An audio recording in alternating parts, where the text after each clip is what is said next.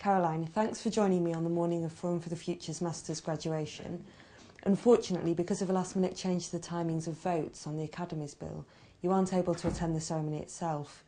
What do you feel about the way parliamentary business is conducted? Well, first of all, I really want to apologise that I can't be with you today for the graduation ceremony. I would really have loved to have been able to do that. But as you say, last-minute changes to the voting timetable means that I need to be here to vote on amendments that I've put to the Academies Bill. And it is deeply frustrating. I mean, I'm just now into my second or third month here at Westminster, and already I've got a list of things that I'd like to change.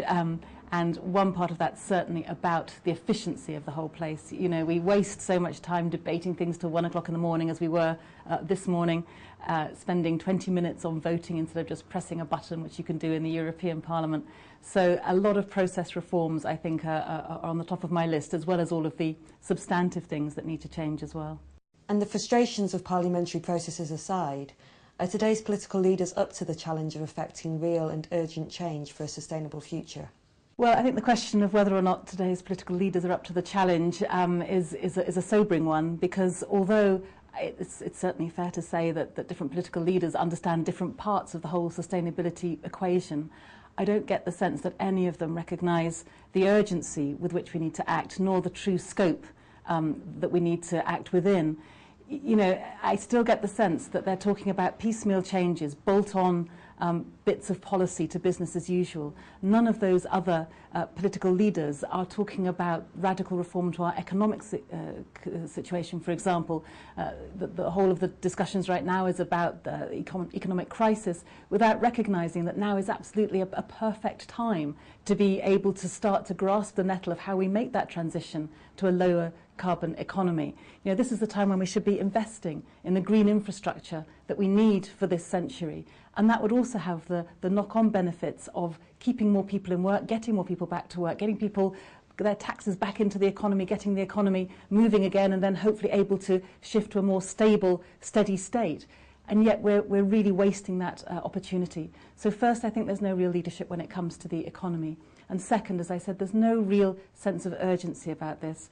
The thing that drives me is the sense that the next 5 to 8 years are going to be absolutely critical in terms of whether or not we succeed in shifting onto a more sustainable trajectory, whether or not we really do have a chance of avoiding the worst of climate change. You know, the climate scientists tell us that this is a window of opportunity that we have, and that if we miss it, then the opportunities of getting off that collision course are going to be much less, much fewer. So that's why I think it's so important that this Parliament really grasps that nettle of dealing with the sustainability challenge, and why indeed graduating now from Forum for the Future is so important, because literally the next 5 to 10 years of your lives are going to really have a massive impact on whether or not we're successful in moving towards a better way of life, essentially.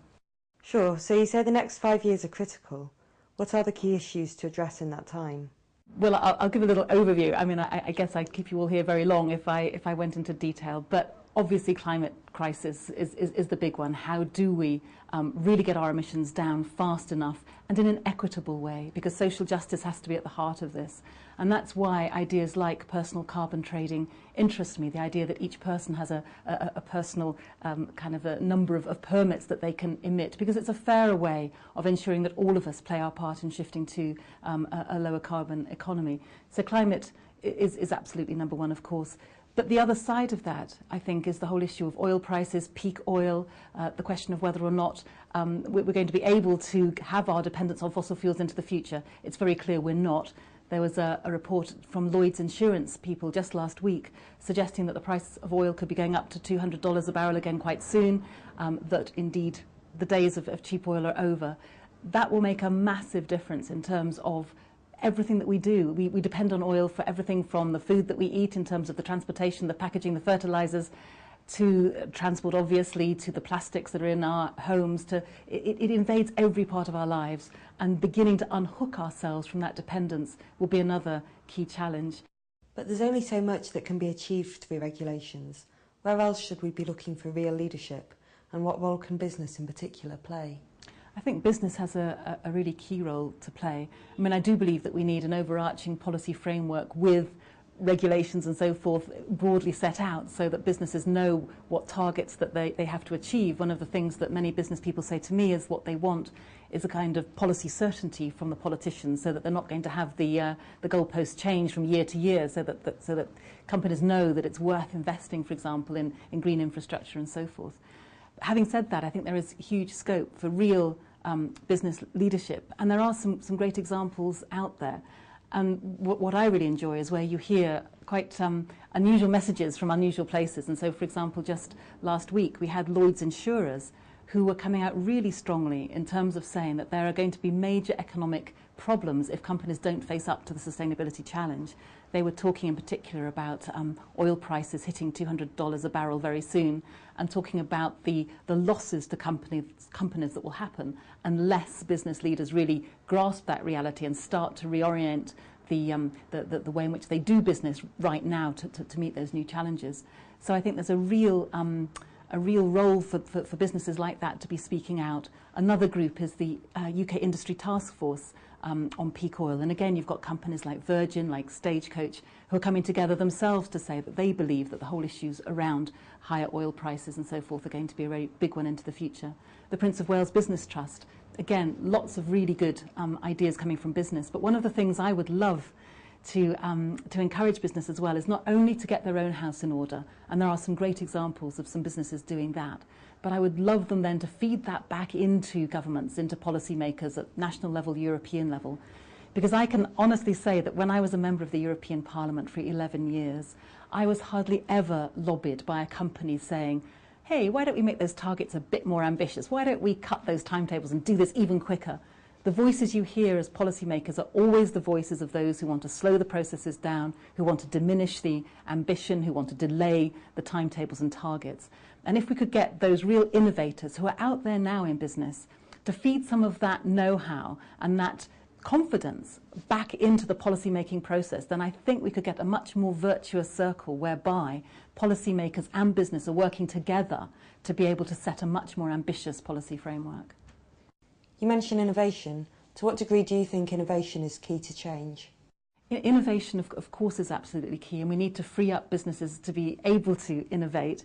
But that doesn't mean making a bonfire of regulation, and I think sometimes innovation and regulation are posited as if they are in opposition, and sometimes they are, but they don't need to be. I think, as I say, if we have just a clear framework, a policy framework for businesses, so they know the rules that they have to work within, that still gives them ample space, I think, to be able to innovate. And we see some of the best innovation when companies are working within fairly strict parameters. You know, for example, in wartime, when you know that you've got to produce, you know, a huge amount of munitions in that case, not that I'm suggesting we need those, but, you know, it's in those times of crisis, in those times when we need to do something pretty remarkable, that businesses really can step up to the mark. And I think, again, we need to make those virtuous circles much more effective.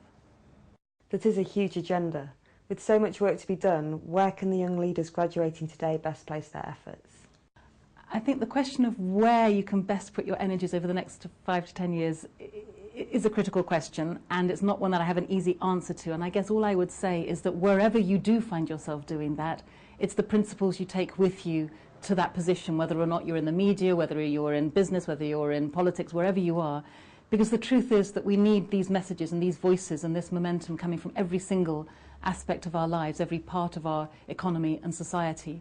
And so in a sense, you know, maybe it's better than people just follow where their own passions take them, but when they go into that, to take with them that sense of urgency, that sense that change doesn't have to be something to be afraid of. I think that's the biggest challenge that we face. People assume that anything that involves change involves sacrifice, it involves hair shirts, it involves shivering around a candle in a cave. It's not a very attractive proposition.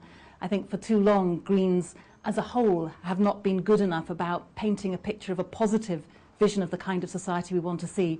We've been so understandably concerned about waking people up, about the reality of what will happen if we don't address the climate crisis. We've been so effective at painting these rather apocalyptic pictures that we've forgotten that one of the bigger motivating things for most people actually is a more positive vision. So if we can get across to people the idea that weaning ourselves off our dependence on oil or getting our emissions down very quickly is not only good for the environment, but it's also good for our quality of life, it's good for fairness, it's good for a whole set of other outcomes, then we'll have a better chance. And so talking very positively, for example, about more affordable, more efficient public transport, what's not to like about that? More efficient homes, fuel-efficient homes, more time with families and friends. You know, not many people get to the end of their lives and think, you know, my God, I wish I'd spent more time in the office. They're more likely to think, well, maybe I should have spent more time with family, friends, doing the things I love to do. So if this whole transition involves things like maybe a shorter working week, that sounds a bit heretical just now, but a shorter working week would also enable more people to be in work, albeit for shorter amounts of time. There could be real benefits for that as long as we plan it properly, as long as we plan it in such a way that people can afford to do that. So I think there are real opportunities out there, and I guess my message would be, you know, when we're going out there talking about the many crises that we face, to talk about the opportunities that are there too in terms of building a more equal society, in terms of building a fairer society where well-being is genuinely pursued. I think all of that's worth fighting for. And finally, as the UK's first Green MP and leader of the Green Party, what advice can you offer to graduates of Forum's Masters in Leadership for Sustainable Development? Well, having met a number of Forum for the Future graduates over the years, I know just what fantastic qualities that you will be bringing to whatever area of work you plan to move into. So first of all, I want to pay real credit to the work that you do and to the whole of the Forum organisation, because I think it's an absolutely excellent institution, and I think that the graduates that it produces are really wonderful people that we urgently need. In terms of any tips I would have, well, I would just pass on actually something that Roy Hattersley said to me. I wasn't expecting Roy Hattersley necessarily to be somebody that I would be quoting, but he was saying the other day about what he thought were the 3 things that you need to be a successful politician, and I was thinking about this afterwards, and I think it's true for campaigners, for anybody who's kind of got a passion about something they want to achieve. And the 3 things were, first of all, commitment, a real commitment to what you believe in, to really pursue what you believe in. And that commitment can show through in whatever you do, and I think that's the first thing. The second thing was around being able to persuade people, eloquence, being able to communicate, so that not only do you have your commitment, but you also have that real sense of being able to communicate it and to be able to persuade others. And the third thing was courage. And that I think is true as well, that being a leader often means saying uncomfortable things at uncomfortable times. It often means shaking the apple cart. It often means standing up when, in many ways, you'd rather sit down and not be counted. And I think that's the third thing. So courage and commitment and communication. I think with those 3 things, you can go a long way.